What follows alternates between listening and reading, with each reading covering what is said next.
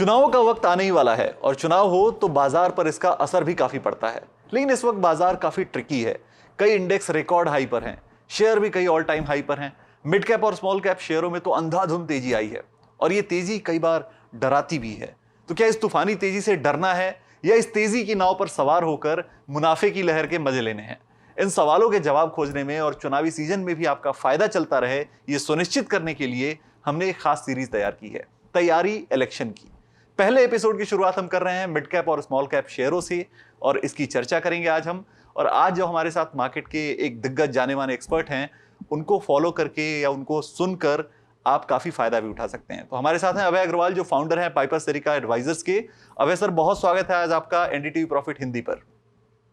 धन्यवाद विकास, और आपको और आपके सारे दर्शकों को एनडीटीवी प्रॉफिट के नमस्कार।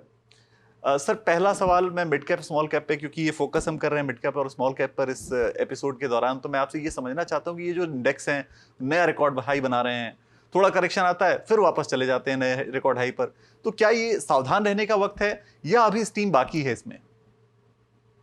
विकास, इसको हम दो तीन तरह से देखते हैं। एक तो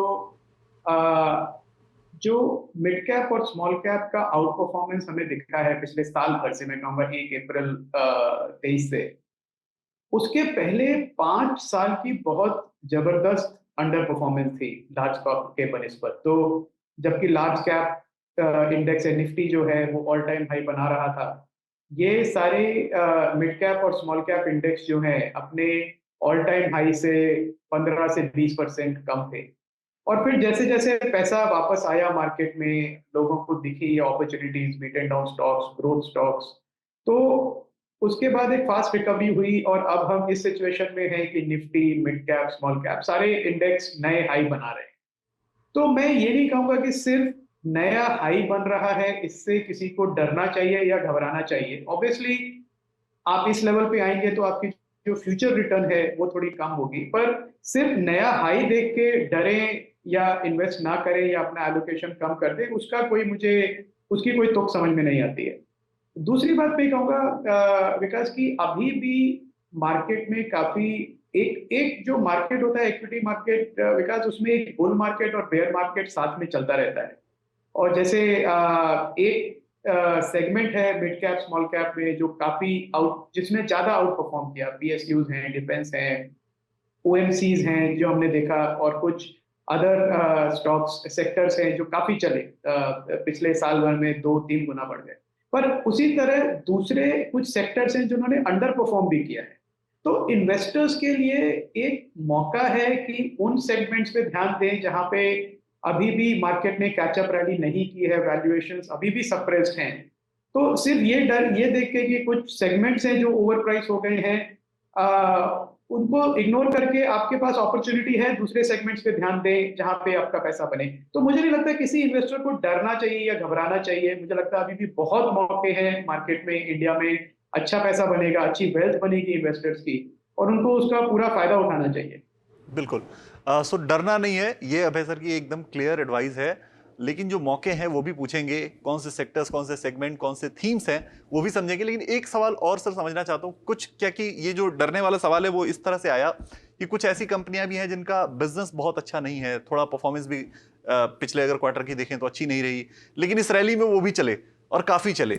तो एक तो ऐसा क्यों है, और दूसरा कि रिटेल इन्वेस्टर जो बहुत ज्यादा रिसर्च नहीं कर रहा है, वो ऐसी कंपनियों को कैसे पहचाने ताकि वो इसमें फंसने से बच जाए और वो अपनी एक अच्छी जगह स्ट्रेटजी बना के अच्छी जगह इन्वेस्टमेंट करके रिटर्न कमा सके? तो बिकॉज जो मार्केट है और जो इन्वेस्टर्स हैं, फंड स्पेशली जो mid cap small cap funds manage करते हैं, इंस्टीट्यूशनल इन्वेस्टर्स हैं, एचएनआई हैं,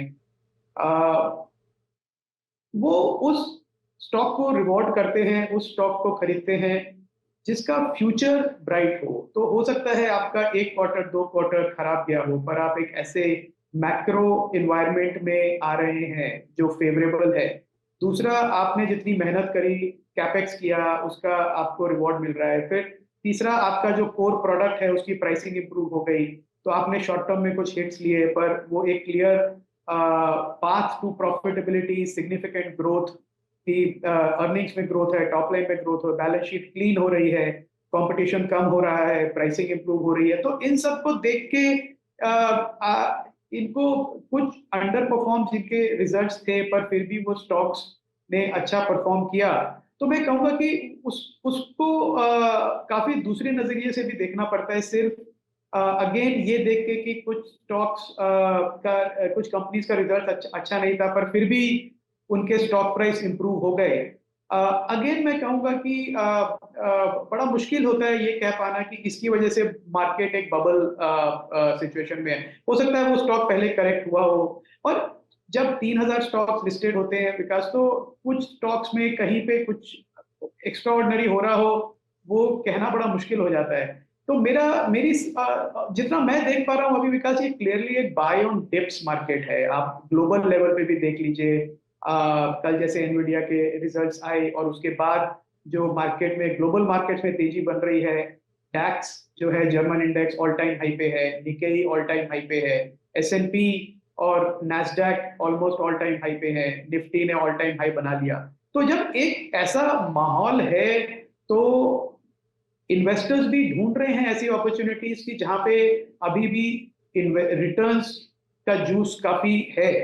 तो ये एक clearly buy on dips market है विकास, और मुझे लगता है कि नियर फोर्सिबल फ्यूचर में रहेगा। और इन्वेस्टर्स के लिए थोड़ी मुश्किल होगी रिटर्न बनाना, जितनी पिछले साल में बनी शायद कम बने, पर फिर भी मुझे लगता है कि बाकी एसेट क्लासेस को के मुकाबले अभी भी अच्छी रिटर्न्स बनेंगे। बिल्कुल। सो बाय ऑन डिप्स मार्केट है, एकदम क्लियर है कि स्टॉक चलेंगे, अभी भी स्टीम बाकी है, अच्छे शेयर चुनने हैं। तो सर आपने कहा कि कुछ ऐसे थीम्स अभी भी हैं जो अंडर परफॉर्म कर रहे हैं लेकिन फ्यूचर अच्छा है, तो वो फ्यूचरिस्टिक थीम कौन सी हैं जो आपको ऐसा लग रहा है कि अगले 6 महीने साल भर के अंदर जो है वो अच्छा कर सकते हैं, और जहां वो व्यूअर्स जो हैं अपने एक बार स्ट्रेटजी बनाने की सोच सकते हैं, थोड़ा रिसर्च वहां कर सकते हैं, शेयर्स वहां निकाल सकते हैं? ठीक। तो शायद मैं अगर किसी शेयर का नाम लूं तो मेरा डिस्क्लेमर है कि ये बाय रिकमेंडेशन नहीं है, और ये स्टॉक्स हमारे वेरियस पोर्टफोलियोज में हो सकते हैं, शायद होंगे ही मोस्ट प्रोबेबली। तो 3 सेगमेंट्स हैं, 3 सेक्टर्स हैं रादर विकास, जिसपे हमारा काफी ध्यान है इस समय। और ये तीनों सेक्टर्स ऐसे हैं जिसमें हमको एक क्लियर ग्रोथ दिख रही है बेस्ड ऑन आर रिसर्च। एक सेक्टर है जो है फार्मा कंपनीज का, स्पेशली लार्ज कैप फार्मा। अब आप देखेंगे 5 साल से फार्मा सेक्टर ने कुछ नहीं किया, लार्ज कैप स्टॉक्स है, अब थोड़ा उनमें रन अप आया है पिछले महीने 1.5 महीने में।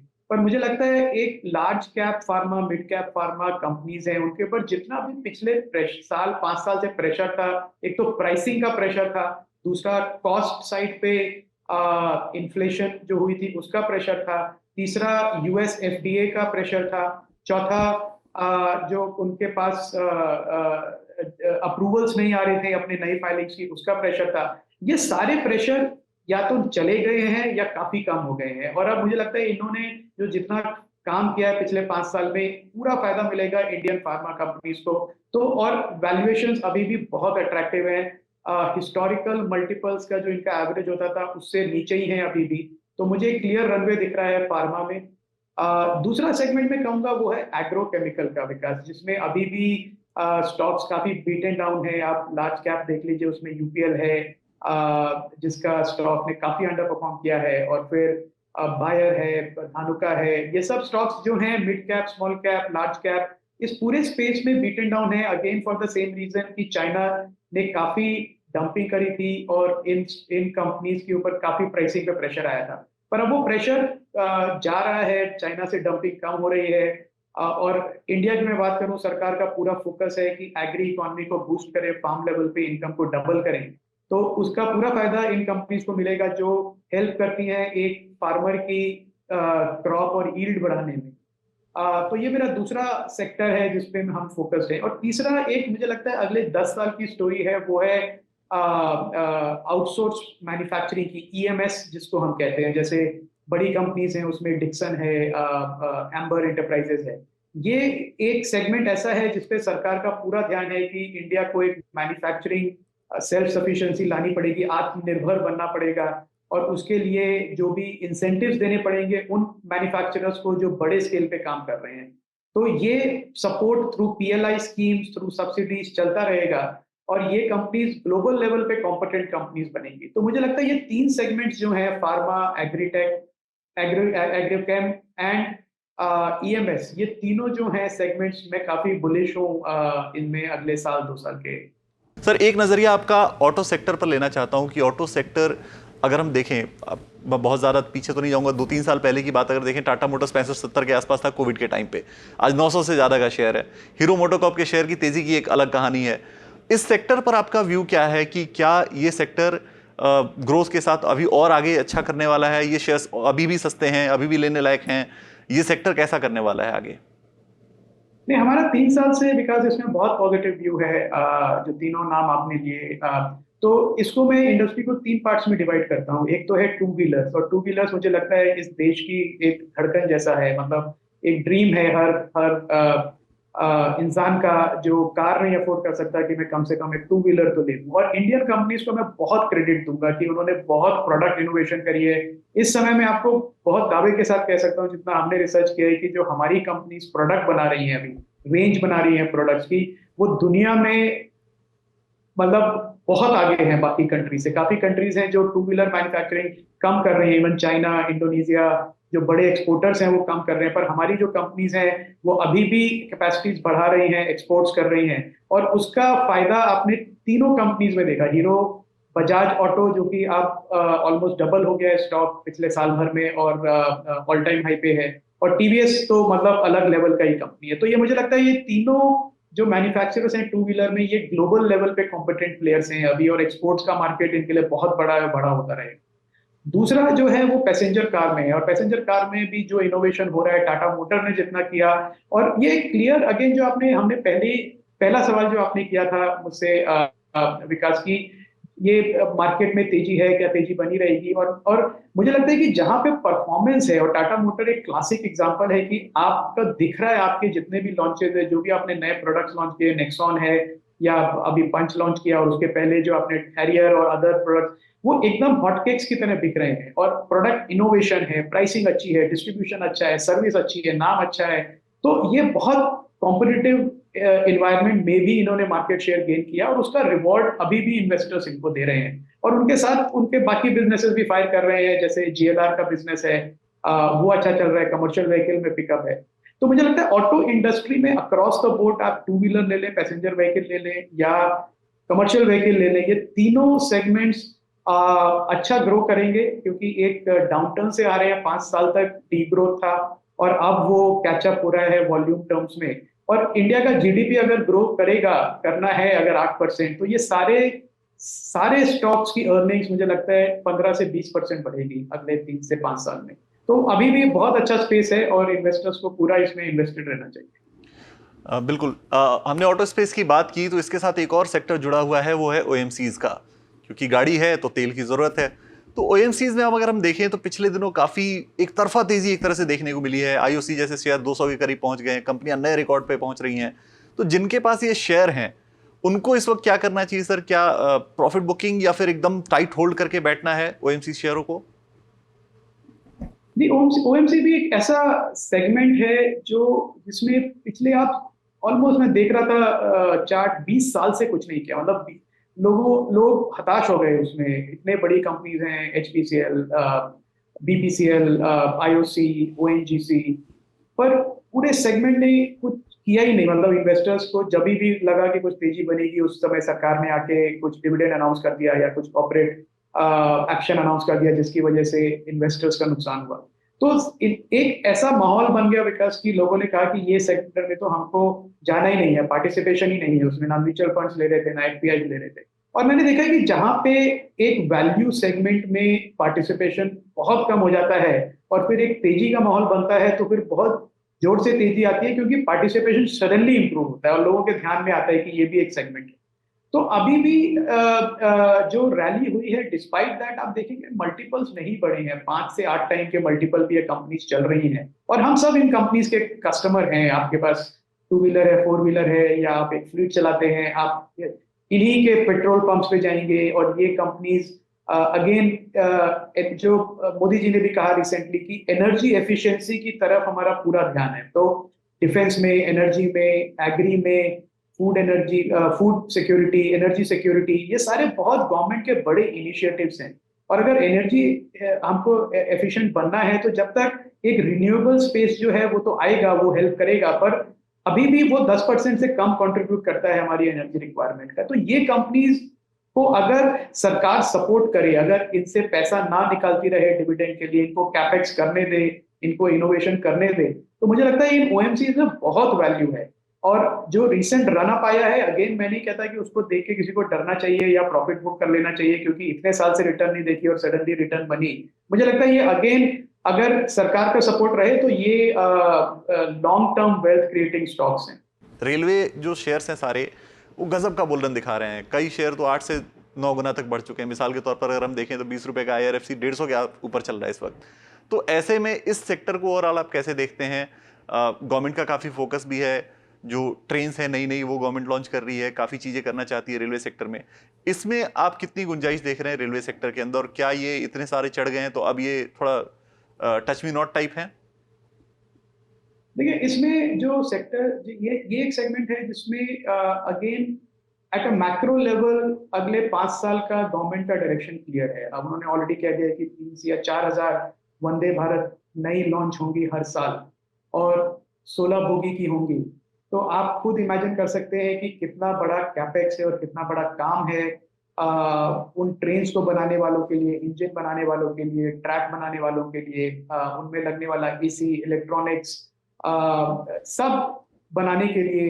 गैंगवे बनता है, गैंट्री बनती है, कनेक्टर्स, कपलर्स बनते हैं। तो ये बड़ा सेगमेंट है जिसपे सरकार का ध्यान है, क्योंकि हमारा जो रेलवे की डिमांड है बोथ पैसेंजर और कार्गो, वो अभी जो सप्लाई है उससे डबल से भी ज्यादा है। तो ये एक बड़ा सेगमेंट है, पर मुझे अगेन लगता है कि ये एक ऐसा सेगमेंट है जिसमें काफी सारी फ्यूचर की रिटर्न भी है, वो ऑलरेडी प्राइस इन हो गई है गवर्नमेंट ओन रेलवे स्टॉक्स में। तो रिटर्न डेफिनेटली बनेगा, पर उस हिसाब से नहीं बनेगा जितना पिछले साल में बना। वो एक कैचअप रैली थी जो अगर आपने मिस कर दी तो आप, और अब आना चाहते हैं ये सोच के कि वैसा होगा, तो वैसा तो नहीं होगा। पर फिर भी ये स्पेस इतना बड़ा है और कंपनीज की इतनी मोनोपोलिस्टिक पोजीशन है कि रिटर्न तो डेफिनेटली बनेगी, पर जिस हिसाब से अभी तक बनी है उस हिसाब से नहीं बनी। बिल्कुल। सो रिटर्न अभी भी बनेंगे, लेकिन हो सकता है कि पिछले साल के मुकाबले थोड़ी कम रफ्तार में बने। हालांकि अभय सर का ये क्लियर है कहना कि बीट फिर भी करेंगे, ट्रेडिशनल जो रिटर्न के ऑप्शंस हैं उनको जरूर बीट करेंगे। अभय सर, बहुत बहुत शुक्रिया आज समय देने के लिए और दर्शकों की इतनी मदद करने के लिए। इस सीरीज के एपिसोड में हम फिलहाल इतना ही कवर करेंगे। अगले एपिसोड में हम PSU शेयरों की भी चर्चा करेंगे, आपकी पोर्टफोलियो मेकिंग भी कराएंगे। लेकिन तब तक आप अपना और अपने पोर्टफोलियो का भरपूर ध्यान रखिए।